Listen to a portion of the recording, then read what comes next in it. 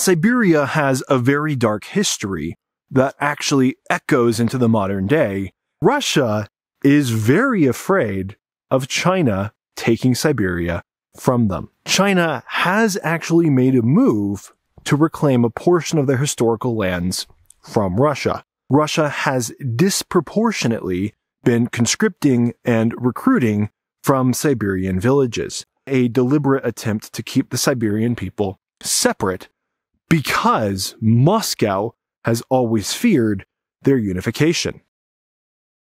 Hey guys, Paul Warburg coming to you back from Utah today. And today I am at a crossroads. Literally. Everywhere I look, there is a trail.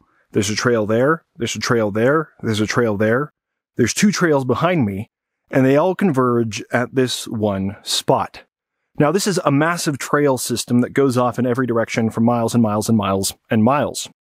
But theoretically, if I wanted to control everything that goes on here, I would just have to stand and control this one spot. That is going to come into play a little bit later in this video, as we explore a very important topic. Today, we're asking an important question. Could Russia ever lose Siberia? Would any Siberian territories ever secede from Russia? Or could any Siberian territories ever be forcibly taken from Russia?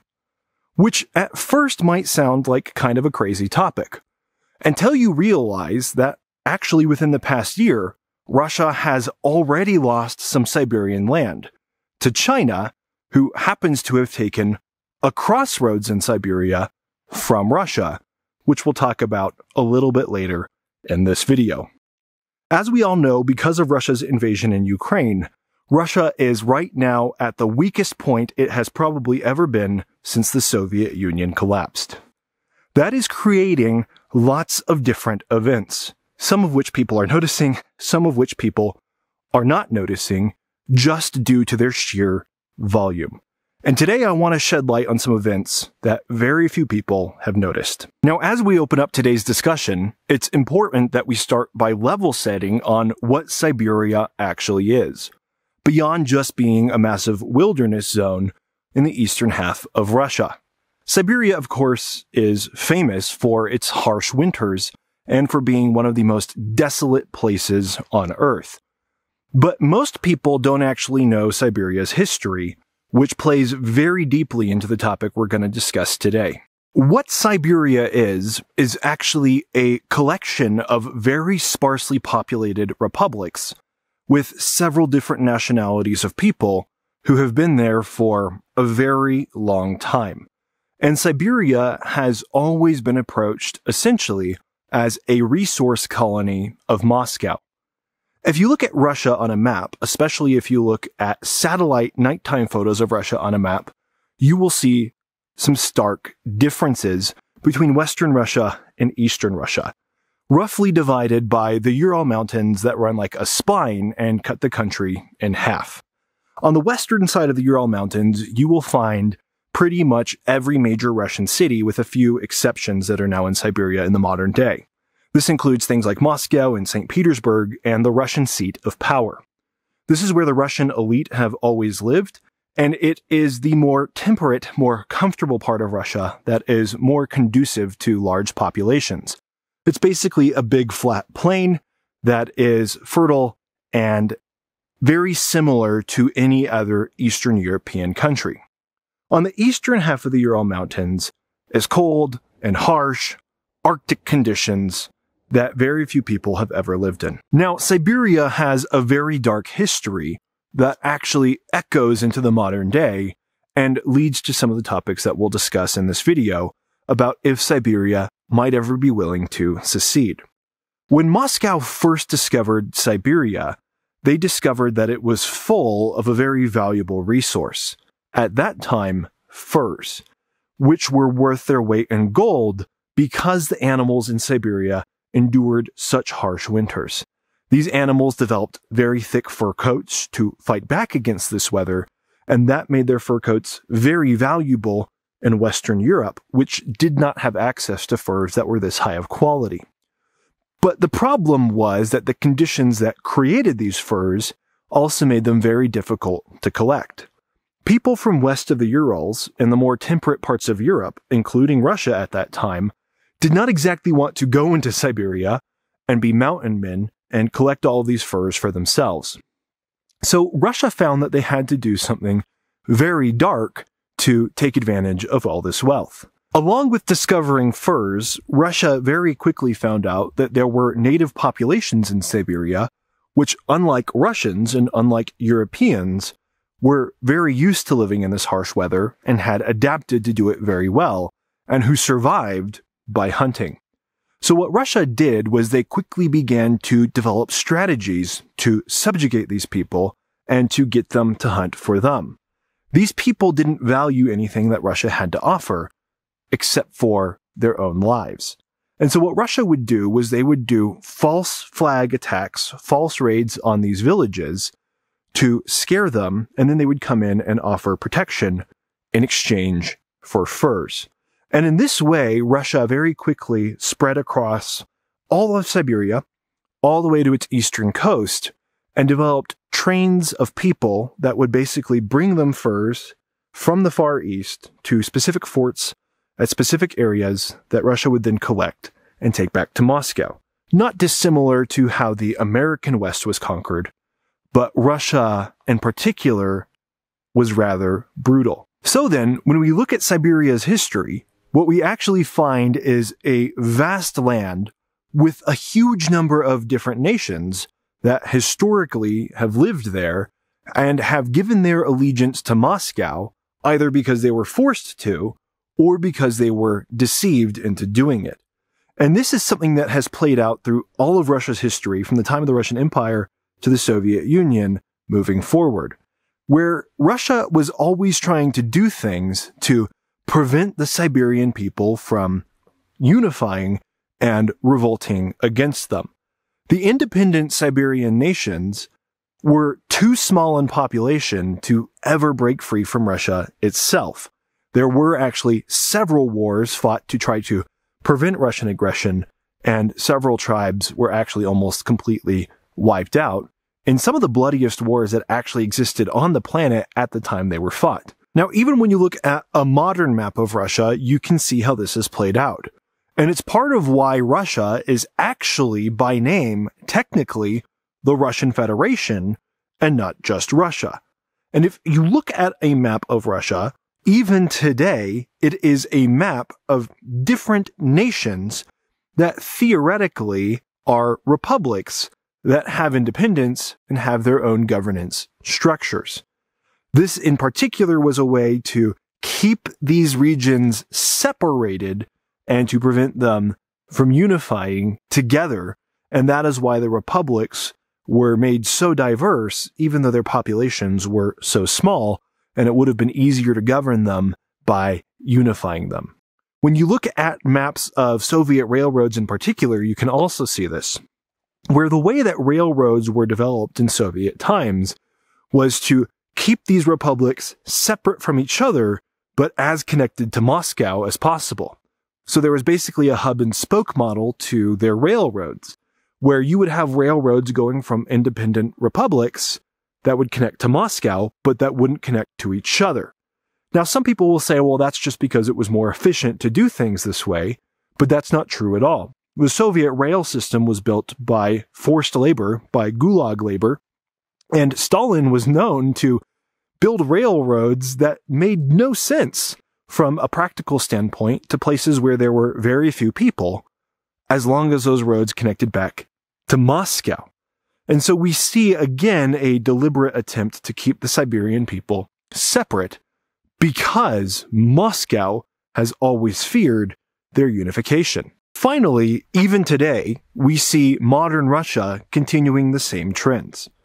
Since the war in Ukraine has begun, there have been numerous different stories and numerous different articles from so many different sources pointing out that to fill their military ranks, Russia has disproportionately been conscripting and recruiting from Siberian villages, with a couple of very stark examples where some Siberian very small cities, very small towns, have had a very large percentage of their male population essentially wiped out.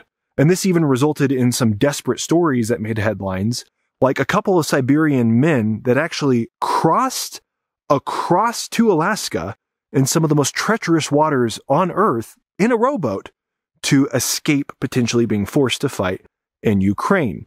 These people were basically put in the front line as cannon fodder, and many of them died as soon as they got there.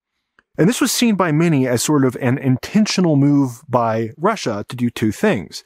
First, to keep the costs in Moscow and St. Petersburg low so that your average Russian didn't notice the true cost of the war, but also at the same time to remove potential opposition, potential strength, young men from these regions and territories that weren't as loyal to Moscow as people to the west of the Urals.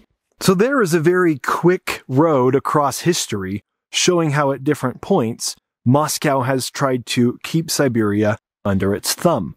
The reason I've laid things out like this is to show many different potential motivations for Siberians to want to break off from Russia, and there's so many more that I could list. But is that actually a realistic idea? Well, maybe not. On one hand, the reason that this is unlikely is because Siberian population is so low.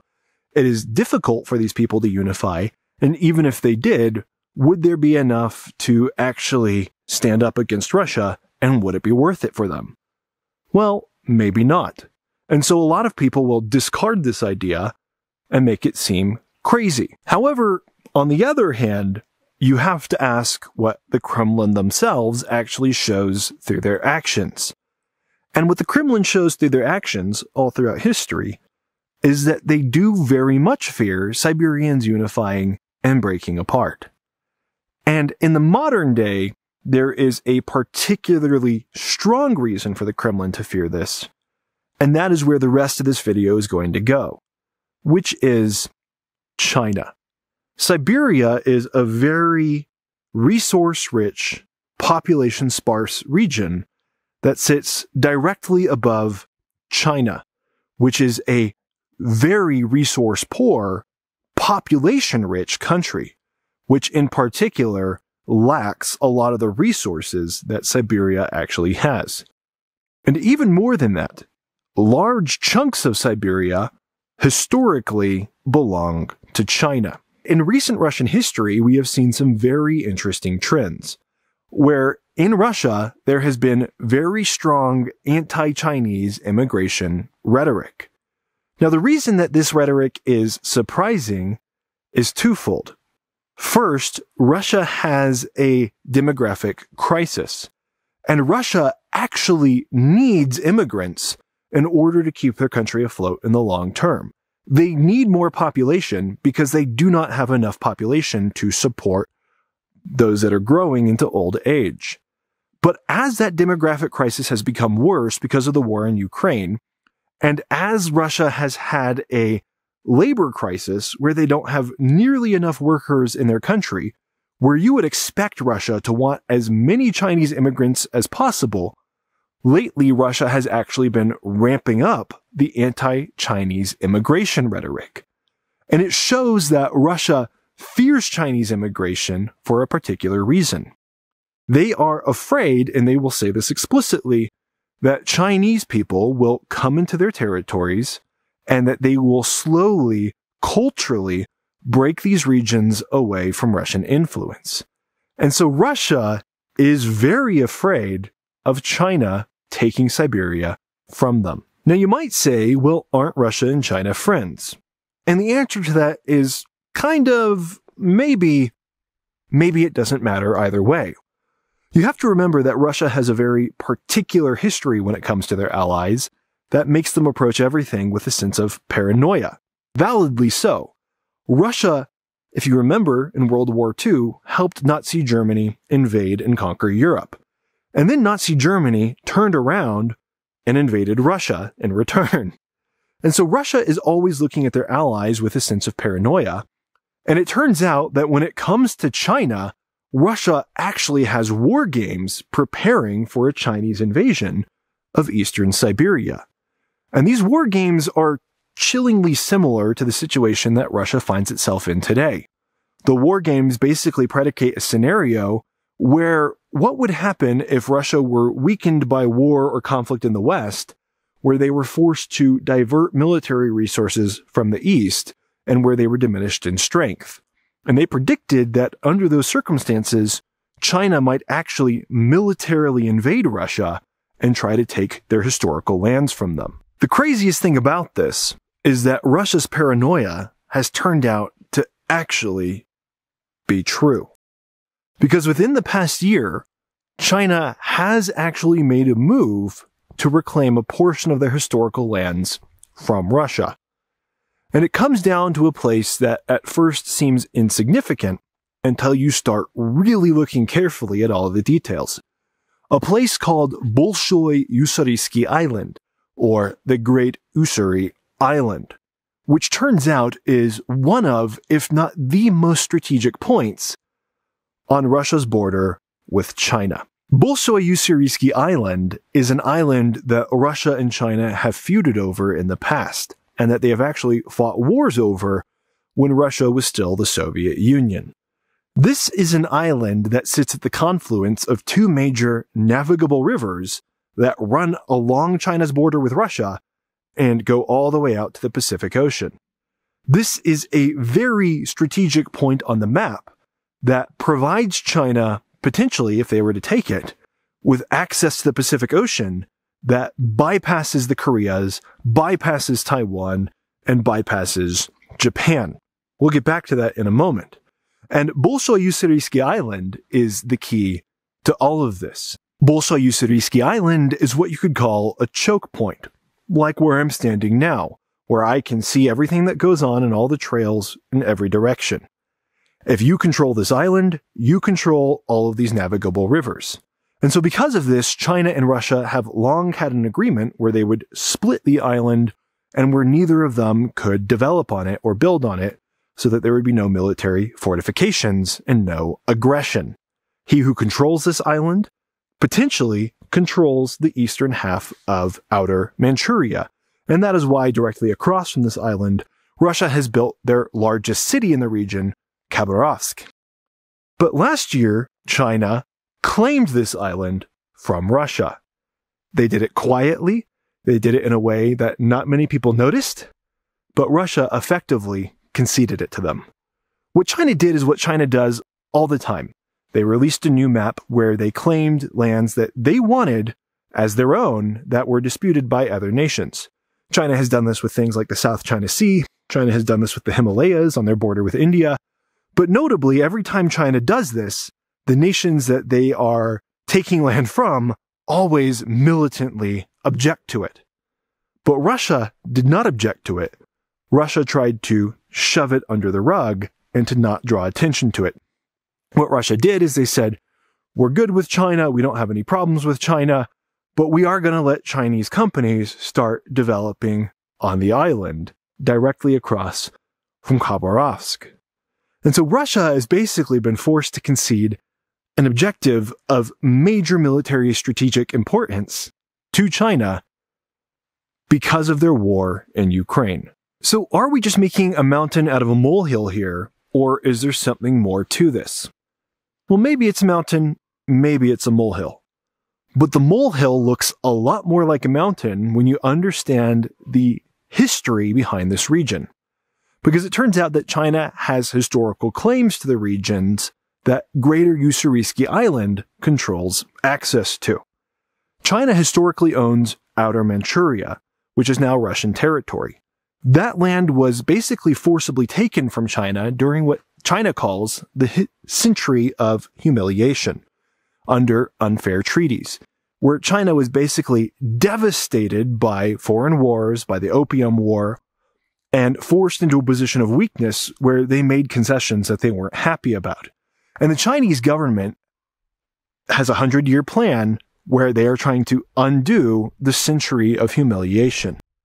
This means that they are trying to undo the effects of all of these unfair treaties, and they are trying to return China to greatness, because if you remember, China was at one point the largest, most powerful empire on Earth. What's interesting is when you think about this, a lot of people have a lot of anxiety about China's plan to reverse their century of humiliation.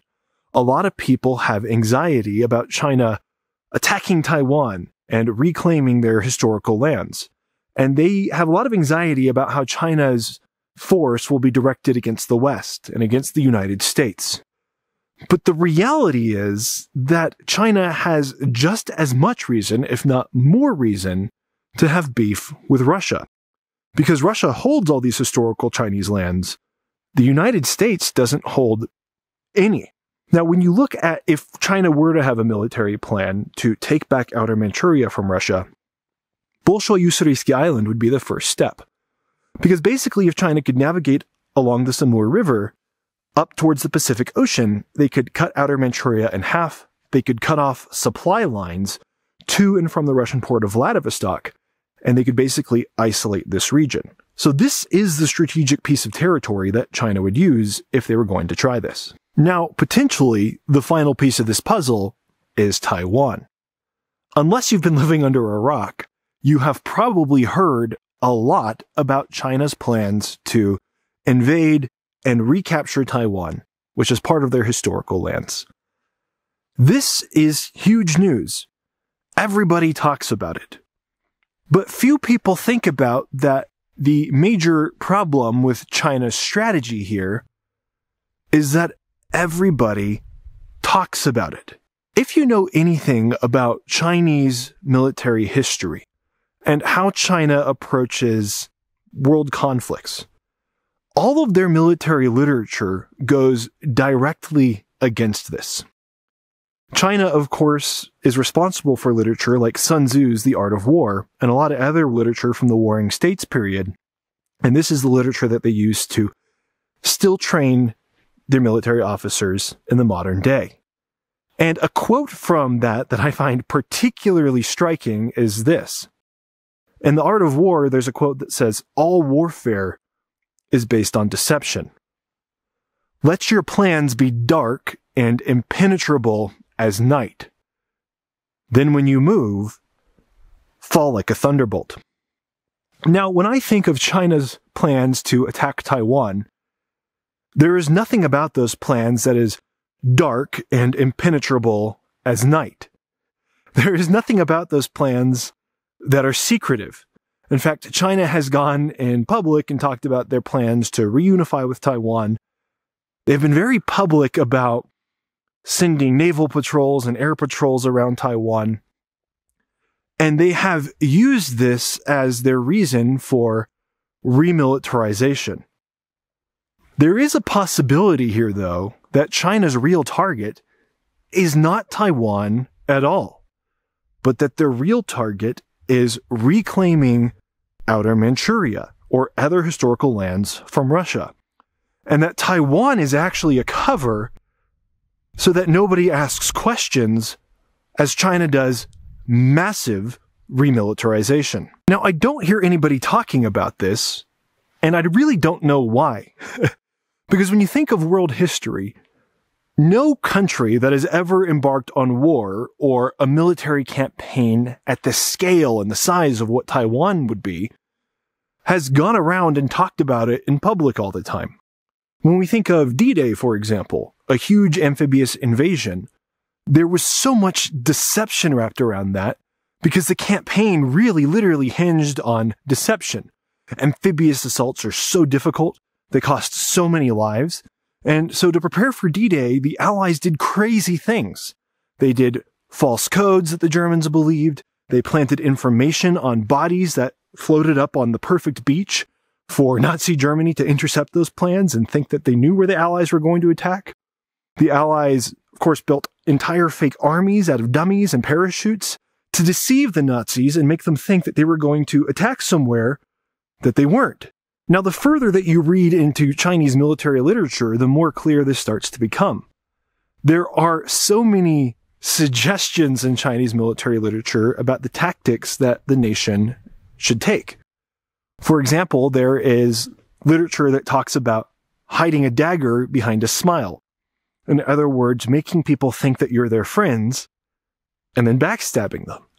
There is Chinese literature that talks about watch a fire from across the river. In other words, cause chaos in another country or allow chaos to happen in another country and then go in and pick up the pieces. There is Chinese literature that talks about, even more explicitly, it says, loot a burning house. And so when you look at what China is actually doing with Russia right now, a lot of these tactics are potentially on display. China has, of course, supported Russia's war in Ukraine, but not really, not that much. They've given them just enough support for Russia to probably believe that China is on their side. But China has also been unwilling to support Russia in a lot of ways. China has been unwilling to allow Russia to build a gas pipeline that would go down to Chinese territory, even though Russia desperately needs that revenue. China has bought some oil from Russia, but they've done it at steep discounts. They have been just close enough to Russia's corner of the world to be Russia's only friend, potentially getting Russia to maybe give them some secrets, maybe give them some information, maybe cozy up to them.